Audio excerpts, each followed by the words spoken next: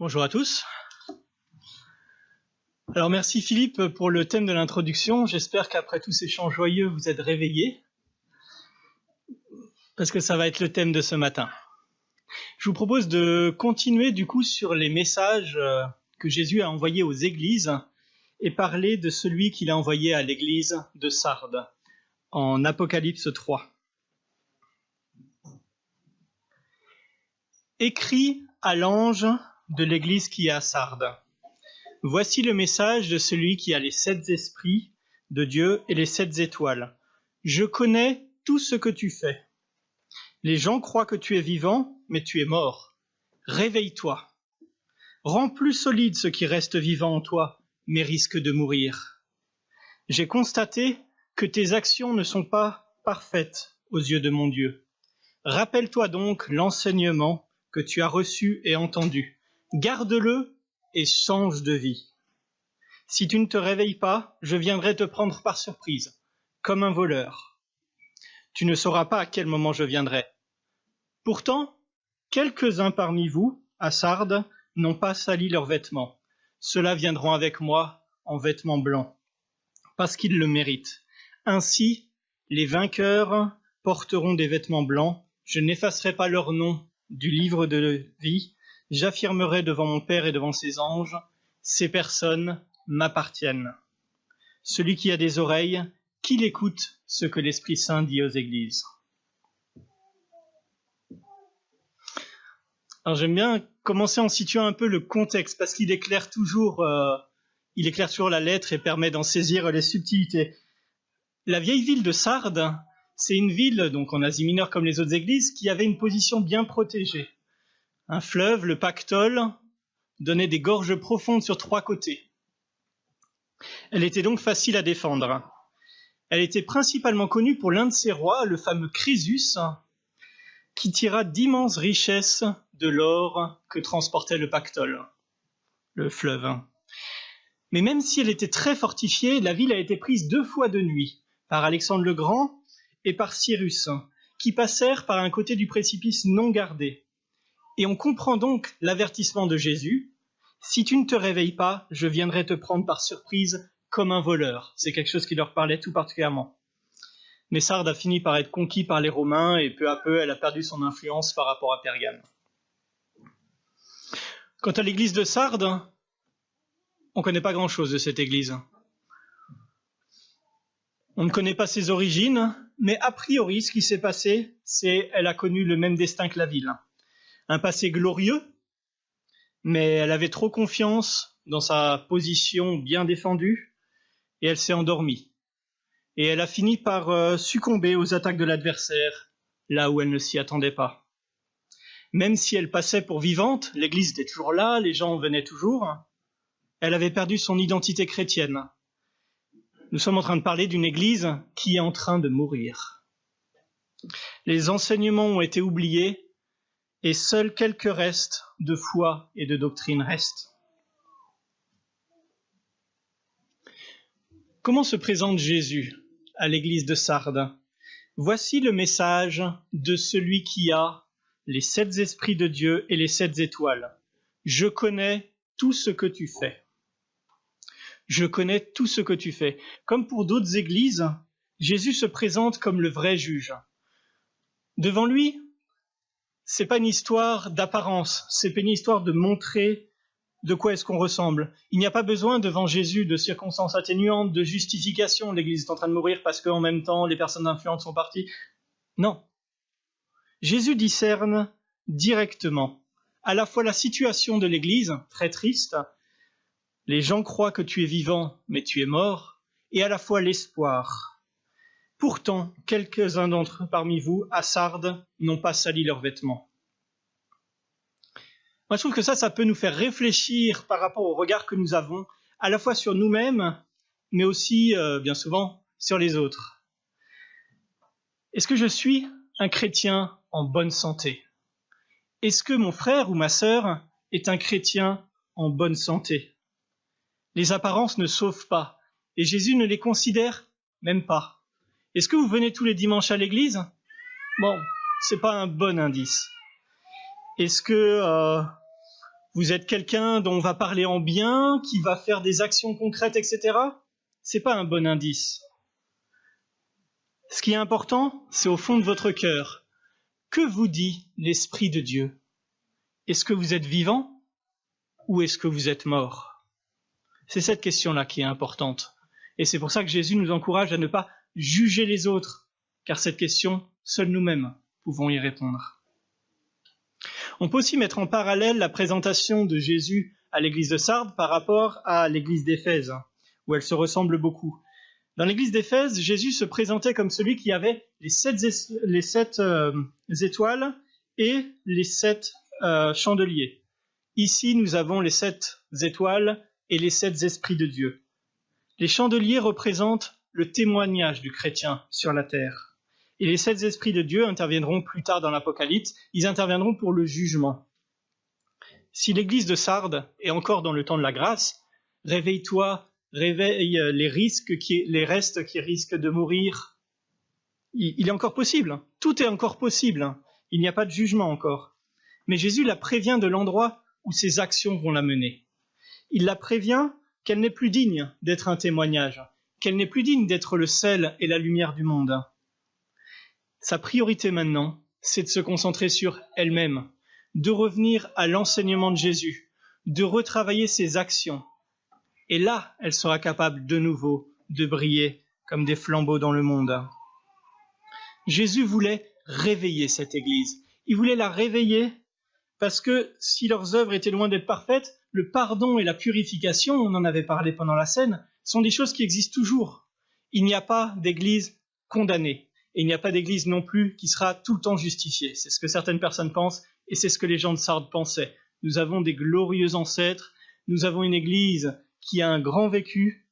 Cette Église est sauvée. Non, cette Église est composée de personnes. Mais chacune de ces personnes, chacun d'entre nous, qu'est-ce que nous faisons de Dieu? Sardes, l'Église du sommeil. Alors j'aimerais bien vous dire aujourd'hui que nous faisons un cours théorique sur les 7 églises de l'Apocalypse et que cela ne nous concerne absolument pas. Mais j'ai peur que des 7 églises, l'église de Sardes soit celle qui correspond le plus au christianisme actuellement. Actuellement, bémol, il y a 150 ans, donc au 19e, le révérend Gilles, qui était le prédécesseur de Spurgeon dans l'église, pensait déjà que leur époque, 1850, l'église de Sardes était vraiment ce qui caractérisait le christianisme. Un christianisme de masse, il y a beaucoup de personnes, mais un christianisme qui à l'intérieur est vide chez tellement de monde. Heureusement, comme à Sardes, si le sommeil est la condition générale, il y a des cas particuliers. Parmi vous, à Sardes, il y en a quelques-uns qui n'ont pas sali leurs vêtements et qui sont dignes de porter les vêtements blancs de l'agneau. Le sommeil est la règle générale. Les gens croient que tu es vivant, mais tu es mort. On le voit dans nos églises si on va les comparer par rapport à la société. Aux yeux du monde, ou en tout cas d'une bonne partie du monde, nous sommes dans un pays chrétien. Et ils regardent de quelle manière est-ce que notre pays va se comporter, de quelle manière est-ce que plus spécifiquement l'Europe et les États-Unis vont se comporter, pour juger si le message du Christ est intéressant ou pas pour eux. Et beaucoup de personnes se disent chrétiennes, mais ne croient pas en Dieu. Alors, elles pourraient au moins agir comme des chrétiens, même si elles ne croient pas. Mais même ça, elles ne le font pas. Elles pourraient au moins adhérer au minimum à des valeurs chrétiennes. Mais même ça, elles ne le font pas. Et même dans nos églises, beaucoup de personnes ne sont pas engagées, ne sont pas plus que des personnes qui viendront le dimanche, des personnes qui vivront une vie extérieure de chrétiens, mais qui à l'intérieur oublieront vite qu'est-ce que cela signifie. Et le fait de ne pas se laisser transformer, c'est ça qui fait qu'il y a tellement peu de différence entre le monde et l'Église. Comment est-ce que quelqu'un qui se revendique chrétien, qui fait la plus belle des confessions de foi, peut avoir les mêmes loisirs, les mêmes motifs, les mêmes discussions, les mêmes espoirs, les mêmes rêves que quelqu'un qui n'a aucun intérêt pour Dieu. Pourquoi ces regards sont-ils tournés vers la terre et non vers le ciel? Et si on prend nos églises chrétiennes, même protestantes, même évangéliques, des fois je me demande, mais où est l'Esprit de Dieu? Il n'y a pas un manque de chrétiens, il y en a beaucoup des chrétiens, mais je pense qu'il y a un manque de vie dans un certain nombre d'églises. Et où est le zèle que nous voyons dans les actes des apôtres? Où est cet esprit de sacrifice que nous voyons dans les récits missionnaires? Où est cet amour pour nos frères et sœurs chrétiens? Où est cet amour pour les gens du monde autour de nous qui sont perdus? Ce matin, je vous lis une lettre qui est une lettre de reprise, une lettre négative. Après, ce que je voudrais, c'est que chaque personne s'examine et voit dans sa vie qu'est-ce qu'il devrait améliorer, qu'est-ce que Jésus lui dit à lui personnellement. Je pense que beaucoup de personnes, et beaucoup d'églises en particulier, vivent sur les acquis de leurs prédécesseurs. Et je me pose la question, là maintenant, en 2018, où sont les Rubens Science, où sont les Billy Graham, où sont les Martin Luther King, où sont les Charles Spurgeon? Souvent, un réveil va créer des églises. Les églises vont se multiplier et les églises vont s'endormir. Et un autre réveil va recréer des nouvelles églises. Je pense qu'il commence à être temps pour la France d'avoir un vrai réveil. Jésus reproche aussi un manque de zèle aux chrétiens. Réveille-toi. Les chrétiens de Sardes ne sont pas, comme ils l'étaient auparavant, sur leur garde. Ils sont endormis et ils ne luttent pas contre l'ennemi de nos âmes. Ils ne travaillent pas pour le royaume de Dieu. Où sont les leaders? Où sont les gens qui se battent, qui se jettent dans la bataille spirituelle, qui comptent leur vie comme rien pour pouvoir gagner Christ? Tout ça, ce sont des versets que nous lisons dans la Bible. Mais j'ai l'impression, et je ne vise personne, sauf peut-être moi, que ce sont des choses qui ne sont pas vécues, ou qui ne sont pas vécues autant qu'il le faudrait. Où en sommes-nous, chacun d'entre nous? Quel est notre amour que nous avons pour ceux qui se perdent loin de Dieu? Quel est l'amour que nous avons pour nos frères et sœurs? Est-ce que l'Église, pour nous, c'est une louange sympa et une prédication édifiante? Ou est-ce que le salut de Jésus est une réalité qui est dans tous les aspects de notre vie? Que Dieu nous remplisse de zèle, un zèle bien dirigé, mais un zèle pour lui.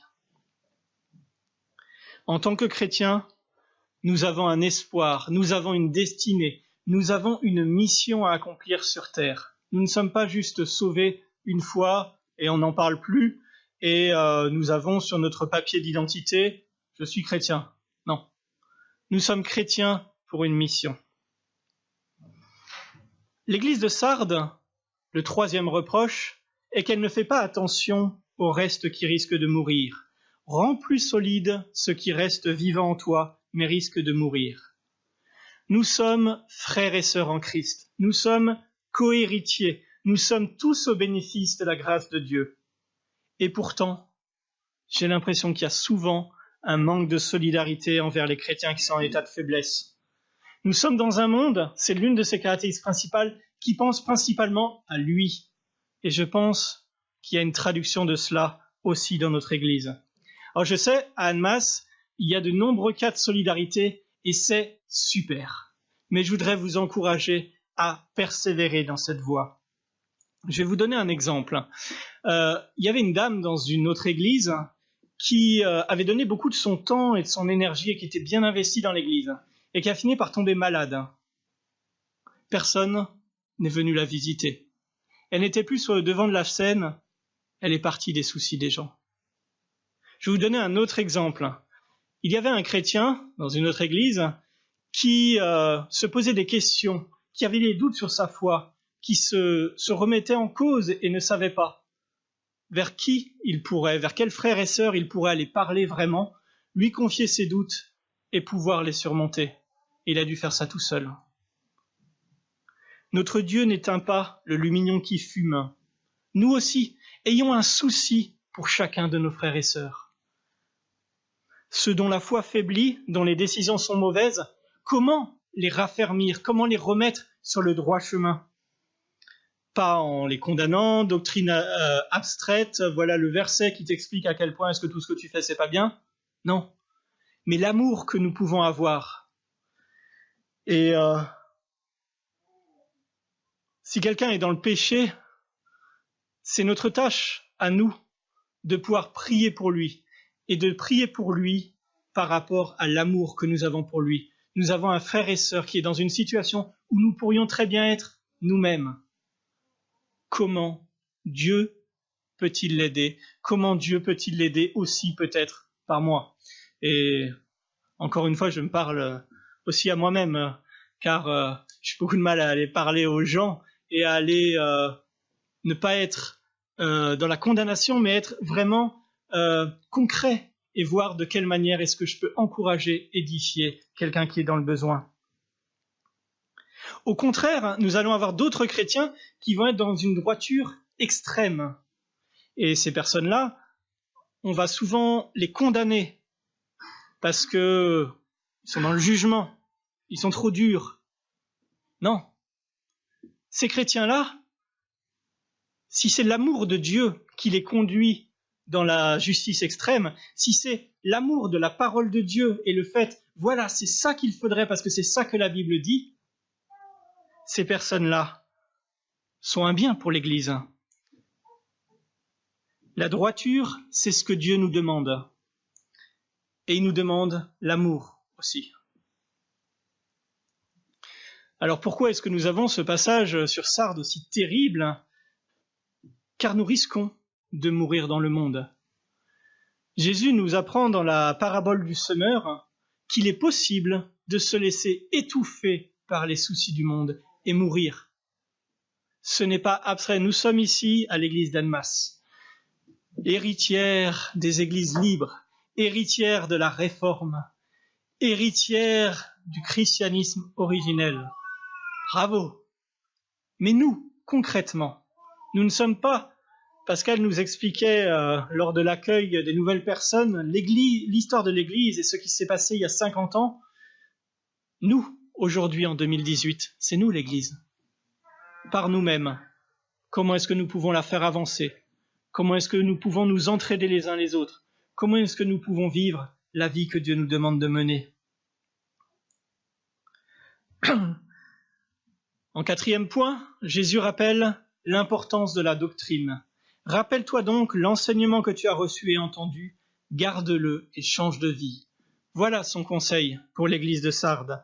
Certaines personnes considèrent la doctrine comme peu importante, que peu importe les dénominations, peu importe les courants de pensée, les confessions de foi, ce qu'il faut privilégier, c'est les points en commun plutôt que les différences.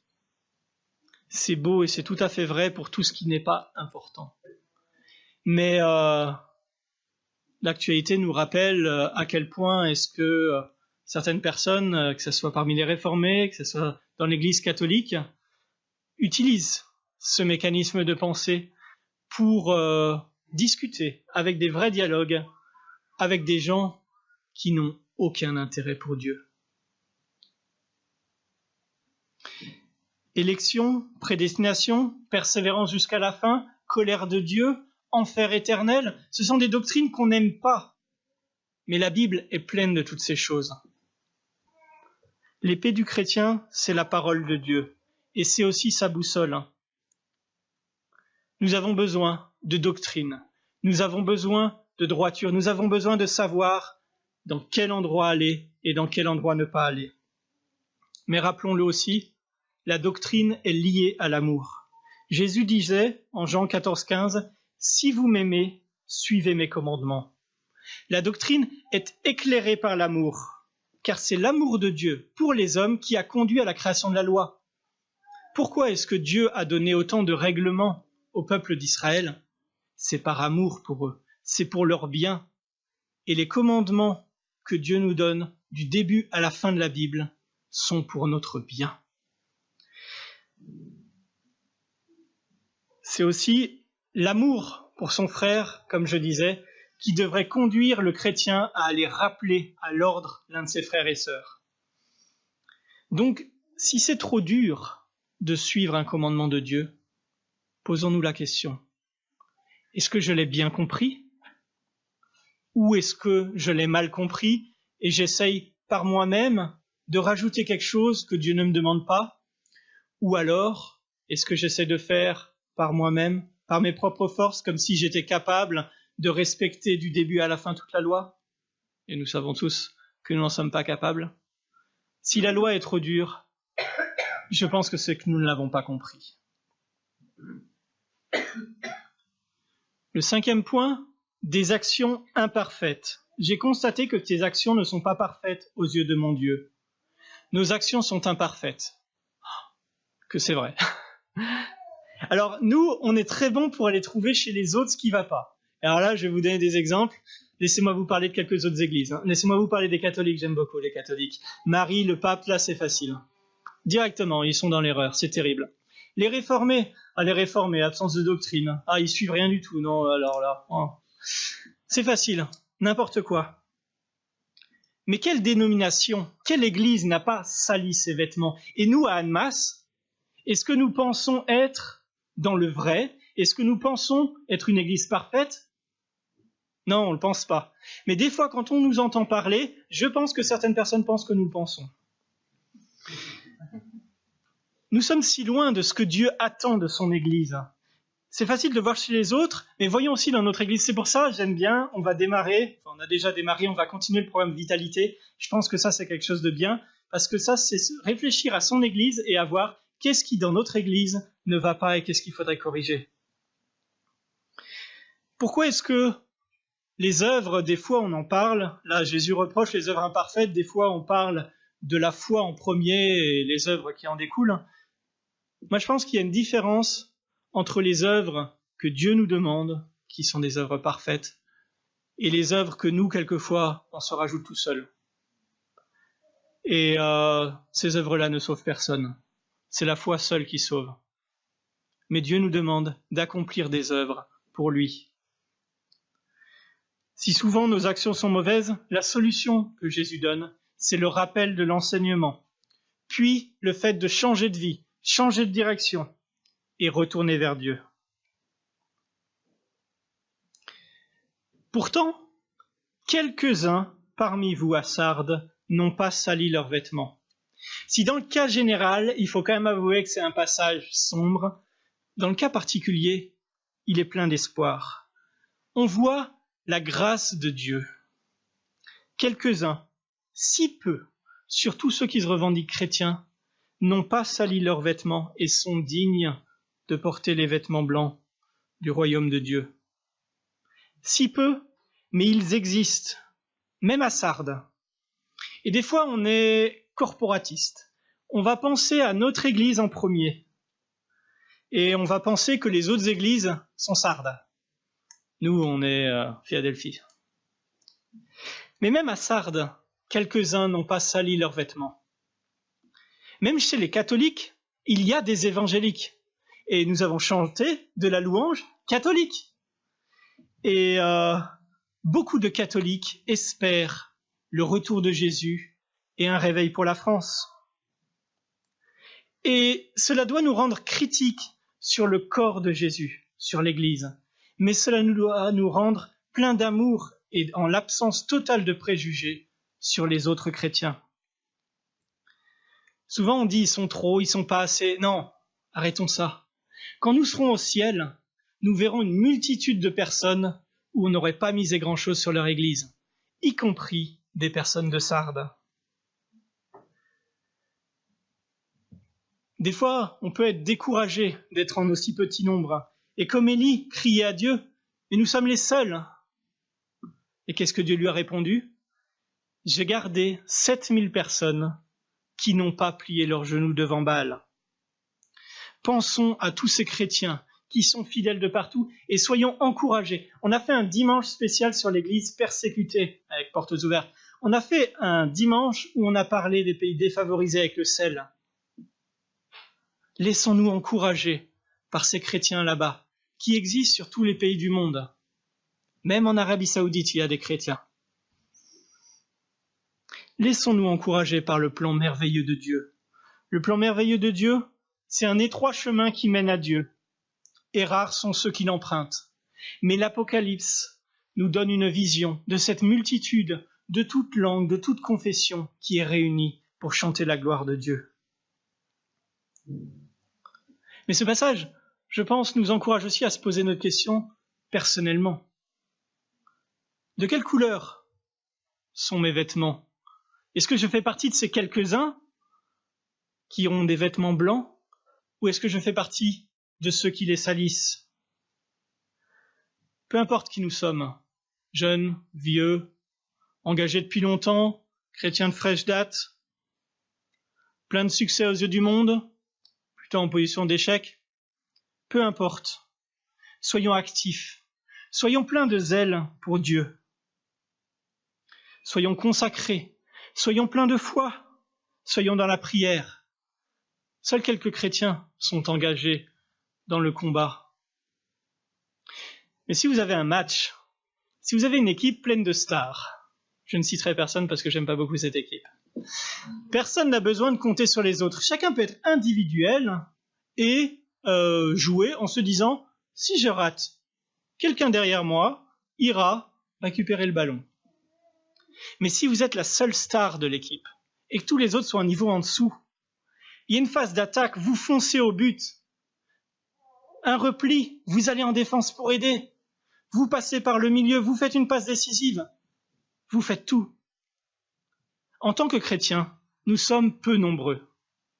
C'est le plan de Dieu.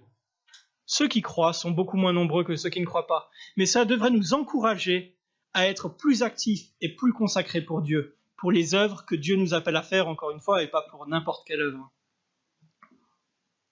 La moisson est grande, mais il y a peu d'ouvriers.